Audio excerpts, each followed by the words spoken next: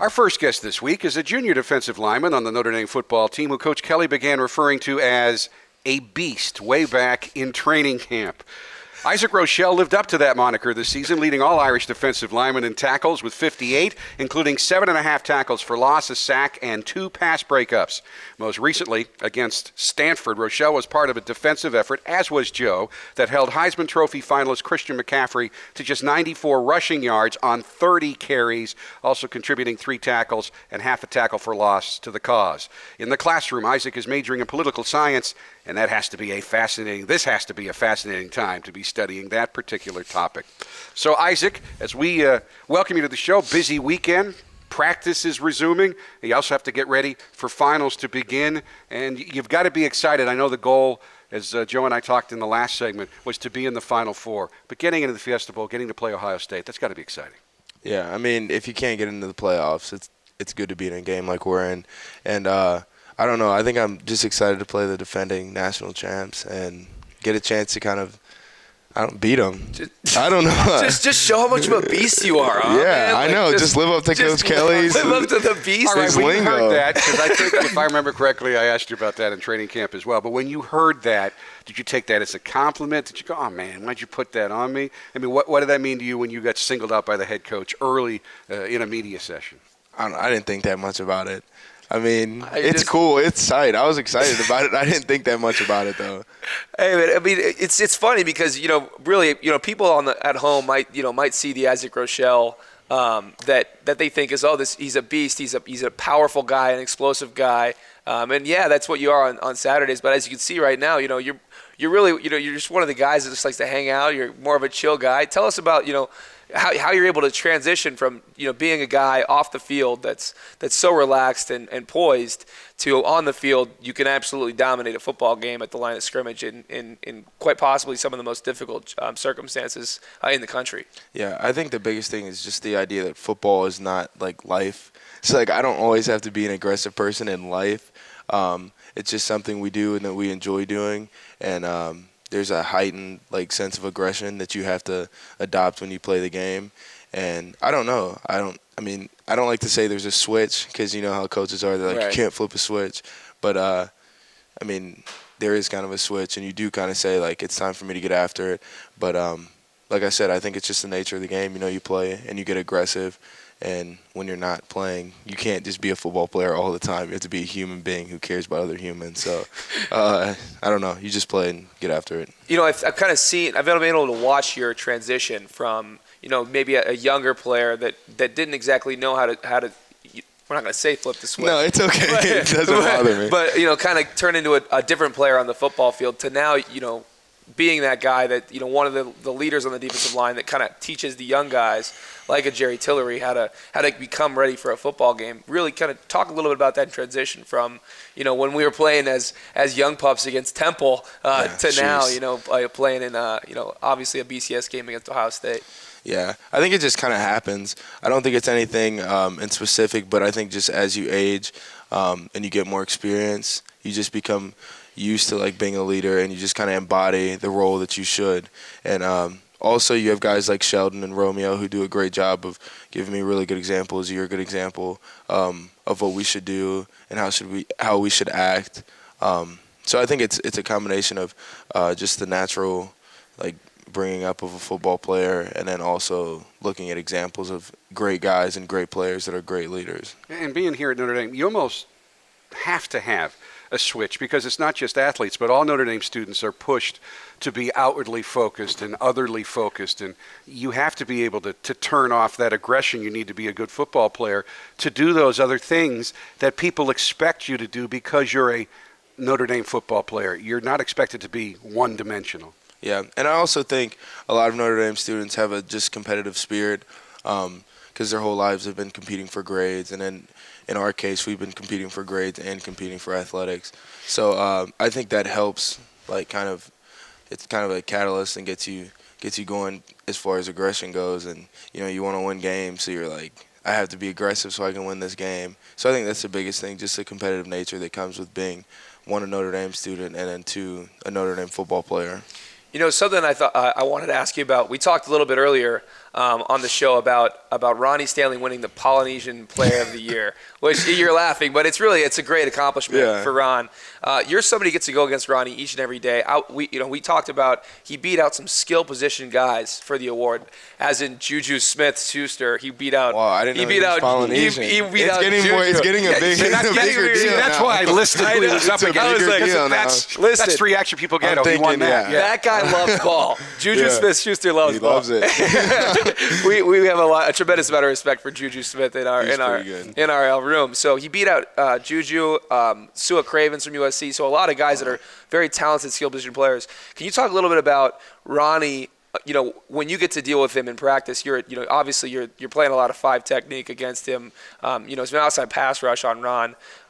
Really, how does that go in practice, and what makes Ronnie so good? Yeah, I think his biggest thing that makes him, it just separates him from other players, is the fact that he's this huge person, but he moves like he's like 250, 240. And Coach Van Gorder always talks about traits. And I just think he has all the traits to be a amazing offensive lineman. And I don't know, he just moves really well. He's got the best reach block I've ever won against. His pass sets, the best pass sets. I don't know. He just has the traits. There's no other way to say it. He's just a huge guy that can move really well. The guy behind you who lines up next to him, Jaylen Smith, just won the Butkus Award. What do you think about that? It's well deserved. I mean, it's a team award. It's a team award. I personally like to think it's a D-line award. It's a D-line award. We keep award. The O-lineman off of him, but it's okay. I think they should have given us little mini butt kiss awards. I totally concur. I think I told the butt kiss guy. I was like, you guys are going to be watching. When he gets the award, you're going to be wondering what he says.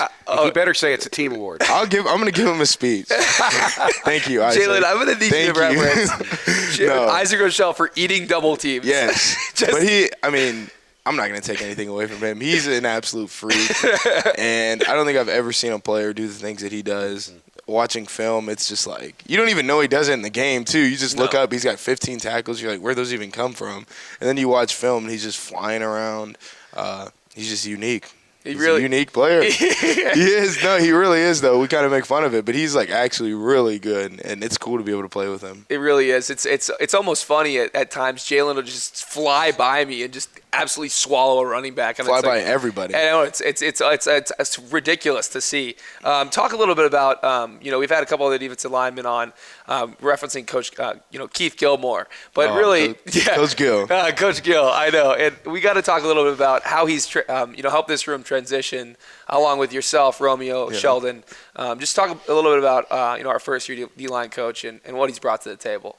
I just think he's a good guy, and I think we're comfortable with him, and I think that like adds a lot, and it helps the development process. He also has great D-line drills. I think he's a great coach, but more than anything, I think he's just a trustworthy guy. I just like him. He's funny, and I don't know, and I just like what he does. I feel like it's easier to just follow him when I really like this guy, and he's calm. He's calm-natured, which helps a lot too. So you know that he and Coach Van Gorder and Coach Longo all played college football together. Do you see any of that teammate bonding among those three?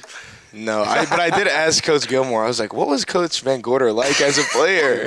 And he just said he was crazy. Like, they used to have to tell him, calm down, Brian. But I don't know. He's just chill. But you don't really see it that much.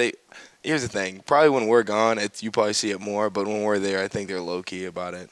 Do you think – so I think that it's funny. Coach Gilmore is obviously one of the most quotable people on the staff. Easy. And I think we have a lot of fun, with that. But if you were going to rank, the top, let's just go top 3 most quotable guys on the coaching staff, and we'll say just for entertainment value, where are we putting Coach Gilmore, and who other guys that are up there? I think it's definitely all Wayne State guys. I was going to say it's all Wayne State guys. I said that with those 3 guys. It's Longo in no order. Longo easily, Gilmore easily, and Van Gorder easily. I mean, they're so quotable. Oh my god, so quotable. All right, what's one of your favorite quotes from any of those 3? I don't know. I mean, I think there's just so much. It's all so good. I don't think we really quote Van Gorder as much as we just do the Van Gorder voice. I was going to say you've done it 3 times. Yeah, since just we got the sitting show. here, you just do it. Because when you get around football players, you're like, they know, they get the joke, and then you can just start doing it. I know. I don't know. I just think it's Van Gorder voice is probably people's favorite. Oh yeah, Everybody does it. I completely agree with you. The another guy on the defensive line who's had a tremendous year, Sheldon Day. He's been up. He's won a couple All-American selections here. About to head into his last football game as a Notre Dame player. Talk a little bit about Sheldon, his leadership, and how he's been able to be productive this year on the defensive line. Yeah. Well, first off, I think he's similar to Jaylen and Ronnie. His traits. He's just got great traits. He's got great quickness off the ball.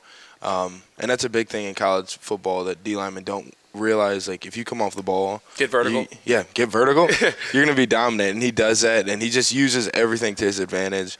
And from a leadership perspective, he's a guy that we can trust. I think I can talk to Sheldon about anything, and that just compels me to follow him because I don't know, I just trust him, so I follow him. Is that something you're going to try to kind of emulate now in your final season as a Notre Dame player? Yeah, I definitely want to be a trustworthy guy and a guy that people feel like they can come talk to me about stuff, not necessarily just about football, but just in general.